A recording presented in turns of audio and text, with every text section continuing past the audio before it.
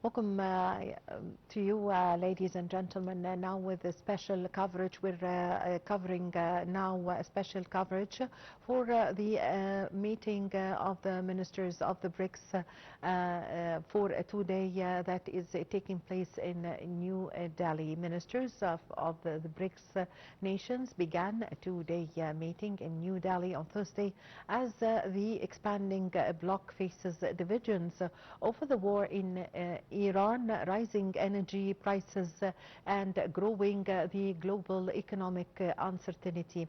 The Minister of Foreign Affairs, Amr Abdel Rahman, is attending the two-day meeting, which brings together the diplomats from Brazil, Russia, India, China, and South Africa, along with new members of the countries. Joining us over the phone, our dear guest, Mr. Amr Abdel Rahman, journalist, writer, and political analyst. Good evening to you, sir. And a very good evening to you and to the dear viewers. Well, Mr. Abdel Rahman, addressing the BRICS meeting in New Delhi, Foreign Minister Amr Abdel Rahman, during his speech, have outlined on Thursday Egypt's strategic vision for the bloc, emphasizing the economic integration and also the global institutional reform. How did you follow his speech? I believe his speech represents the balanced situation that Egypt is always taken towards the economical relations with the East and the West, especially that we are in a challenge, historical challenge, economically of course, and geostrategically of course, with all means, as the world is going through crisis after crisis. That means we need alternative for the ordinary world order. We need a balanced situation economically towards the domination strategies that the West is taken and other powers is taken. I believe this is the time for more economical independence and finding alternatives, as I have mentioned, towards the domination of the dollar currency. We need substitute currency, international currency, new trust funds that can replace the IMF that is using his terms against the sovereignty economically in any country that deal with it. We need more independence in our decision, economical decision. So I believe this is a historical change, as well as we are witnessing the collapse of the dollar, despite or the expected collapse of the dollar at any time soon, as the American administration is leading the world into more crises, more war economy, if I could call it, military economy, that opposes terms of crisis situation that we are dealing once and twice and more, and we expect more of those crises. So I believe the only equalizer for the aggression or aggressive American situation or a strategy is to find out an alternative using other currency system or other or alternative economy system that can replace or stand side to side or head to head to confront those aggression or aggressive strategies against our own stability as a country, and also as a nation, as a region, the whole Arabic East and the Middle East and the Far East, even Far East. I don't believe that not a place in this world is not right now suffering from the misleading situation and strategy that the American administration is taking right now. Yes. Yes. Mr. Abdurrahman, how can Egypt benefit economically from the closer cooperation with India and other BRICS members? Well, that means new windows of hope, of investments, new doors to be opened with Russia, with China, with both Koreans, North and South. All those countries are in the targets of our own economy, as well as Brazil, as well as the Brazilian economy is a model how they are building their economy away from the IMF loans, away from the American administration terms. That's how all the countries, the growing countries, should lead on and take the same course that can make the balance that we need. Preserving our own sovereignty economically means a lot. And of course, with cooperation with a friendly country like India, we can achieve too many steps forward. Of course, we have our strategic relation. We are a strategic ally to Russia. And of course, that means more cooperation. We have already established very basic and solid pillars of cooperation with Russia, and we are building, almost done building the nuclear reactor in Egypt, in El Dab'a, and of course we seek for more such strategic cooperation. Yes. The significance of Egypt's diplomatic role within the BRICS, given its strategic location and regional influences and the role played by Egypt in the region, what's your comment? Without Egypt, there is no BRICS in the Middle East, in Africa. We are the gate for this region. Especially that we have created our own strategy, that we have this balanced strategy with relations with East and the West at the same time, at all levels, even militarily. We are using this strategy, this balanced strategy. We are not building our own strategy as we are an ally to one side of the world, but we are a middler, or we have our own sovereignty, our own vision, solid vision, independent vision economically. That means we are a basic beneficiary of this new system, and of course we are the gate to the Middle East, to Africa and the Arabic region. Yes, Mr. Abdurrahman, what are the most likely sectors in Egypt that could attract the BRICS countries' investment in Egypt?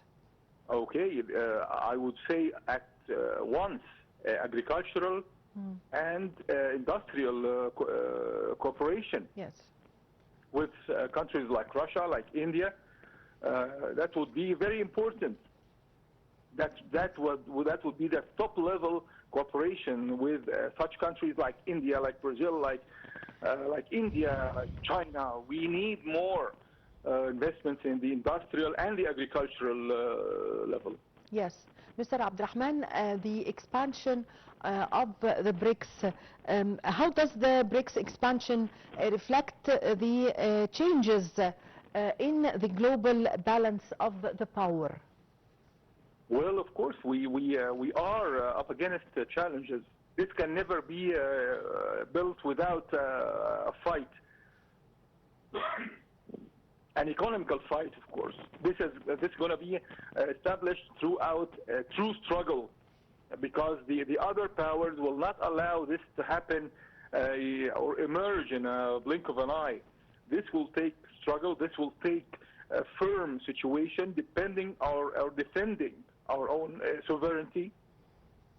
Our relations with the East are strategic, as well as our relations with the West. To keep that balance, we can never make it easy, but it should be, and it's a fight we must go through, economically, strategically.